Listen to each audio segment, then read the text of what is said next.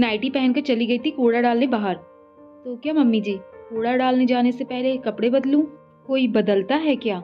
अब उल्टा मुझे ही सुनाएगी और गलती मानने की बजाय जबान लड़ाती है मुझसे। तभी तो कहती हूँ, या तो साड़ी पहना कर, ये गाँव है कोई शहर नहीं। वहाँ कुछ कहती हूँ मैं तुझसे? दिन भर तो साड़ी लपेटे ही रखती हूँ, पर इतनी गर्मी में रात को नाइटी ना डालूं तो पूरी रात जगी ही रह जाऊंगी। ये आप क्यों नहीं समझती? मम्मी जी, मेरे समझने ना समझने से कोई फर्क नहीं पड़ता। अभी तू गई ना नाइटी में, आज दिन भर हर आने जाने वाला घुमा फिरा कर यही बातें करेगा। तो करने दीजिए ना मम्मी जी, क्या फर्क पड़ता है? मैंने सुविधाजनक कपड़ा ही तो पहना है, कोई गुनाह तो नहीं कर दिया ना। दिन भर इतना काम करती हूँ ना साड़ी पहनकर। अरे तो क्या एहसान करती है मुझ पर? शादी से पहले बताया तो था ना कि गाँव जब आएगी तो गाँव के नियमों का पालन करना होगा, बाहर चाहे जो करे। तो करती तो हूँ ना पालन मम्मी जी। आप तो छत पर भी नहीं सोने देती। वहाँ सोने दे तो भले मैं रात को साड़ी ही पहनकर सो जाऊं। बहुएं छत पर नहीं सोती, मुझे देखा है कभी? जबकि मेरी तो अब उम्र भी होने चली और आदत भी है ना। मम्मी जी, तब तक मैं छत पर ही सोई। नंद जो कल ही मायके आई थी, ऊपर से उतर आई थी और माँ और भाभी की बात को अनदेखा करते हुए कुछ कुछ काम करती जा रही थी। कविता, मैं तो तंग आ गई। हर बात हर चीज पर इसे मुझसे बहस ही करनी होती है। अरे 8-10 दिन के लिए समझौता नहीं कर सकती क्या? तू सब चुपचाप सुन रही है, समझाएगी तो नहीं अपनी भाभी को? बता तो इसे। माँ ने बेटी को देखकर अपने पक्ष में बोलने के लिए कहा। मैं क्या बोलूं मम्मी, एक काम करो, कूड़ा फेंकना ही मसला है ना, जिसके चलते सुबह भाभी को नाइटी में जाना पड़ा है और लोगों के बात करने का डर है। मैं यही कर सकती हूँ कि जब तक यहाँ हूँ कूड़ा मैं ही डाल आया करूँगी, कविता ने बोला। नेहा भय से एक तरफ खड़ी हो गई थी कि सासू माँ ने नंद को बोलने के लिए कहा। अब तो दोनों मिलकर उसकी जबरदस्त क्लास लगाएंगी, क्योंकि बोलने में तो नंदरानी अपनी माँ से 20 ही है। नंद का पतला रूप देखकर वो दंग थी। 3 महीने पहले तो ऐसी ना थी, सुधर कैसे गई भला? खैर, माँ सावित्री जी भी आश्चर्य में थी। उन्हें भी उम्मीद थी कि बेटी उनसे भी भयंकर भयंकर तर्क देखकर बहू को ऐसा चित्त करेगी कि वो गांव में क्या शहर में भी नाइटी पहनना भूल जाएगी। पर बेटी ने तो बात संभाल ही लिया और सुलझा भी दिया। सावित्री जी अपने बेटे बहू के साथ शहर में ही रहती थी, पर साल में 1-2 बार गांव के घर आना जाना चलता था, ताकि घर की देखभाल भी हो जाए और खेत खलिहानों का हिसाब किताब भी। इस बार भी वो लोग गांव आए थे। नंद कविता यूं तो अक्सर शहर वाले घर ही आया करती थी, पर इस बार उसका भी मन किया था गांव आने का।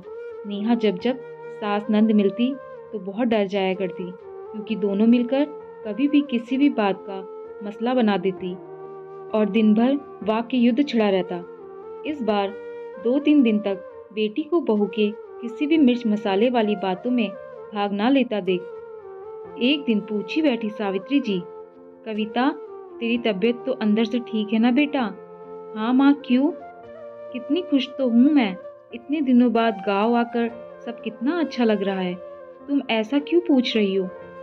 आजकल बहू की गलतियों और नादानियों पर तुम उसे समझाने में मेरा साथ नहीं दे रही हो, तो मुझे लगा कि पता नहीं क्या बात है।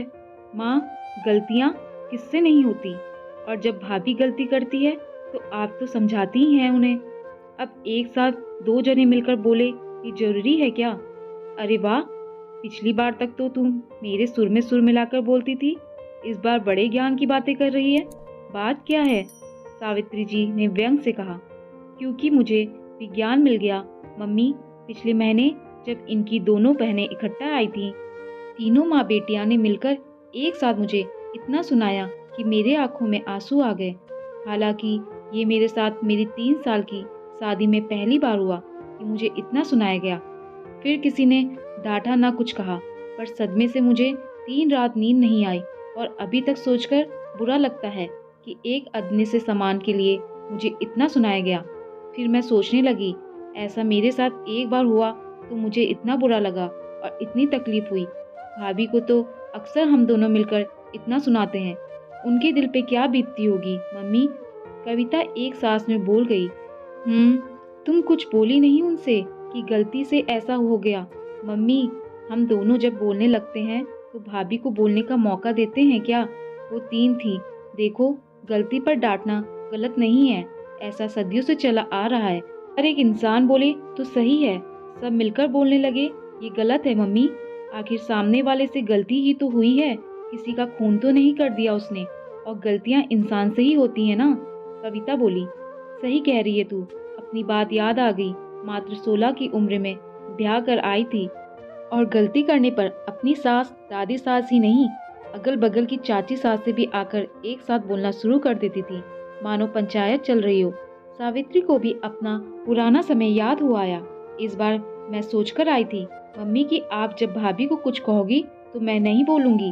अपने दिल से जानिए पराए दिल का हाल। खुद पर बीती तो समझ में आया, और ससुराल में ही नहीं, कहीं भी आप अगर गलती करते हो तो एक इंसान आपको डांटे, बताए तो सही, पर सारे लोग एक साथ बोलने डांटने लगे तो कितना बुरा और अजीब लगता है ना। उस समय लगता है मानो दुनिया का सबसे बुरा इंसान मैं ही हूँ क्या।